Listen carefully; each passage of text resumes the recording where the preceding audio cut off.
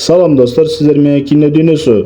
Бүгүн биз адамдын эң караңгы тарабын ашкерлеген атактуу жаңы жер таспасын талдайбыз. Бул жөн гана курч боевик эмес, эң катаал шарттарда адам бойдон калуу маселесин чагылдырган терең психологиялык тасма. Дүйнөдө эч бир инсан темир тор артына түшпөсүн.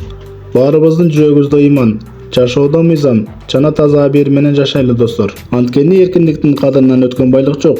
Көрүүгө дайыр болуп калсаңыз биз баштайбыз. Окуя 2013-жылы бүткүл дүйнө жүзүндө гуманизм уран астында өлүм жазасы жокко чыгарылат. Бул көрүнүштүн айынан түрмөлөр толуп, өмүр бою эркинен ажыратылгандарды багуу үчүн мамлекеттин казынасынан эбегейсиз көп каражат сарптала баштайт. Эл аралык уюмдар бул маселени чечүү үчүн кылмышкерлерди аралга алып барып таштамак болушат. Тасма түрмө башчысынын бөлмөсүндөгү сурактан башталат. Ал кылмышкерлерди бирден чакырып, келечекке болгон пландарын сурайт. Каармандардын баары өз үмүтүн, кыялдарын айтып беришет. Ошондо түрмө башчысы аларга: "Эгер ушул экспериментке катышсаңар, силерге толук эркиндик берилет. Эч кандай күзөтчү, эч кандай темир тор болбойт" деп сунуштайт. Жылдап караңгыда отурган туткундар мунун артына кандай коопсуздук турганын ойлонбостон дароо макулдугун берип кол коюшат. Ошентип 206 туткунну чоң кемеге салышып, аралды көздөй алып жөнөшөт. Башкы каарманыбыз Иван Жилин. Ал бул тозокко жөн жерден эле түшүп калган жок. Анын тагдыры өтө трагедиялуу. Учак кырсыгынын айынан, жубайынан жана 2 баласынан бирде айрылган. Бул жоготууга чыдай албаган Жилин кырсыкка күнөөлүү деп эсептеген авиадиспетчерлерди өлтүрүп, өмүр бою эркинен ажыратылган. Түрмөдө ал өзүн өтө токтоого кармап, эч ким менен сүйлөшпөйт, эч кандай чыр-чатактарга да аралашпайт. Бул анын ички дүйнөсү башка кылмышкерлерден айырмаланып турганын көрсөтөт. Анын жападан жалгыз сүйлөшкөн адам Николай. Бир караганда жөнөкөй көрүнгөн бул адам мурун санитар болуп иштеген. Бирок чындыгында ал бир нече адамдын өмүрүн кыйган ырайымсыз маньяк. Экөө тең сындоо иретинде түндүк уюлда аралга жөнөтүлө турган 206 туткундун катарына кошулуп калышат. Туткундарды шашылыш түрдө жүк ташуучу кеменин түрмөсүнө камап, океанды көздөй алып жөнөшөт. Сапар учурунда эле кылмышкерлердин чыныгы жүзү ачыла баштайт. Бийликти дароо өз колдоруна алуу максатында Али аттуу каарман баштаган топ кеменин ичинде массалык мушташ чыгарат. Бул кандуу мушташты токтотуу үчүн полковник баштаган күзөтчүлөр газ шашкаларын колдонуп, аларды араң басышат. Бирок бул ызы чуу ээн аралда боло турган чындыгы тозоктун кичинекей гана башталышы болчу. Аралга келгенде кураторлор туткундарга программанын шартын түшүндүрүшөт. Эми алар жөн гана кылмышкерлер эмес, бул аралды өздөштүрүп, өз коомун түзө турган колонисттер. Аларга жашай турган үйлөр, шаймандар жана 3 айга жете турган тамак-аш берилет. Кийинки жардам 3 айдан кийин гана келет. Эгер өзгөчө кырдаал болуп кетсе, же кимдир бирөө долбоордон өз эрки менен чыгууну кааласа, жээкте атайын байланышуучу буюм орнотулган. Эрежелерди түшүндүргөн соң кураторлор менен конвой туткундардын колундагы кишендерин, ачкычтарын жээкке таштап, аралды шашылыш таштап кетишет. Мына ушул жерден чындыгы айбанчылык башталат. Азаттыкты сезген кылмышкерлер өздөрүн кайрадан түрмөдөгүдөй алып турушат. Али баштаган топ ачкычтарды колго алуу үчүн дароо массалык мушташ чыгарат. Башаламандык учурунда бир нече туткун сыртка жардам сурап чалбасын деген арам ой менен жээктеги байламыш буюмуна чейин сүзүп барып, аны талкалап салышат. Эми арал сырткы дүйнө менен байланышсыз калат. Аралда бийлик талашуу дароо башталат. Чечендердин тобу бардык туткундарды өлтүрүп, тамак-аш менен шаймандарды тартып алып, аралдан качып кетүүнү пландайт. Бирок алар Абизан Кайман аттуу түрмө авторитети баштаган башка кылмышкерлерден жеңилип, көз жумгандардын катарын толукташат. Ушул башаламандык учурунда Иван Жилин лагерден бир аз тамак-аш, бычак жана балта алып, аралдын ичкери тарабына качып кетет. Анын башкы максаты бул жерден кутулуу. Бирок кантип экенин азырынча билбейт. Жилинде алдыга сүйрөгөн бир гана тилек бар. Ал эче каза болгон жубайы менен балдарынын жанына барып, сөөгүнүн алардын жанына коюлушун гана каалайт. Жилиндин лагерден алган тамак-ашын аралдагы майда кемирүүчүлөр жеп салгандыктан ал куш атып, балык уулап жан багат. Күндөрдүн биринде анын жанына лагерден качып чыккан мурунку камераларчы маньяк Николай, башкача айтканда Сиппа келет. Ал лагерде коркунучтуу окуялар башталганын, тамак-аш түгөнүп, алгачкы каннибализм катталганын айтып, чогуу жашоону өтүнөт.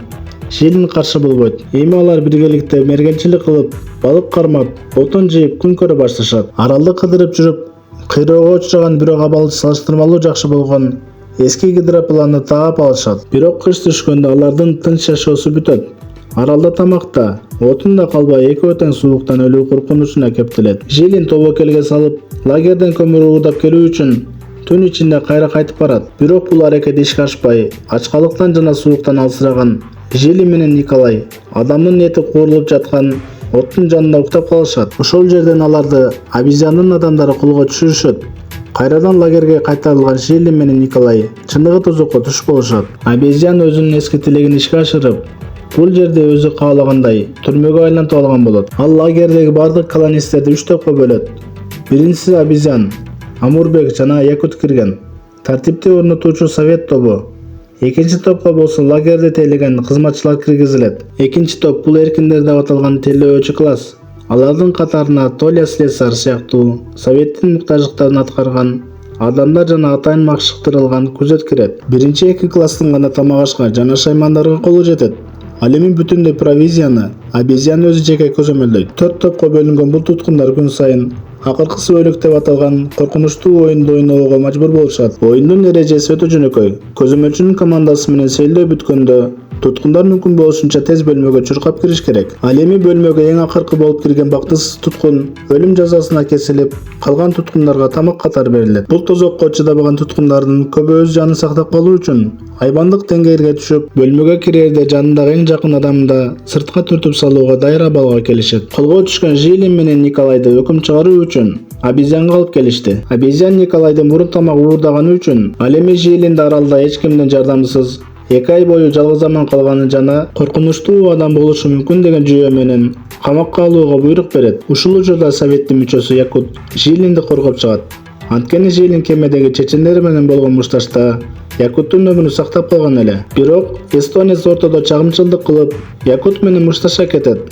Натыйжада Якутту аябай сабап, Жилин жана Николай менен бирге түрмөгө камап салышат. Бирок бул камак Жилин үчүн багынуу эмес, тескерисинче лагердеги калың туткундарды обезьяндын режимине каршы көтөрүлүшкө даярдоонун башталышы болот. Түрмөгө камалган Иван өзүнүн кадыр-баркын колдонуп, камактагы туткундарды обезьяндын катаал режимине каршы бунт көтөрүүгө көндүрөт. Анын максаты көтөрүлүш чыгарып, жээктеги байланыш буюмун оңдоо жана сырттан жардам чакыруу эле. Көтөрүлүш ийгиликтүү башталып, обезьян аргасыз сүйлөшүүгө келет. Жилин ага келишим сунуштайт. Ал Толя Слесарь менен бирге буйду оңдоп, тамак-аш, күйүүчү май жана шаймандарды алдырат. Ал эми обезьян лагердеги тартипти жумшартып, адам жегенди токтотот. Кабыл алынган келишимден кийин Жилин, Толя Слесарь, Николай жана Моряк буйду көздөй сүзүп жөнөшөт. Бирок алар буйду оңдоого аракет кылып жатканда обезьян убадасына турбай, жээкте калган көтөрүлүшчүлөрдү кууп, таратып, Жилинди коргогон Якутту өлтүрүп салат.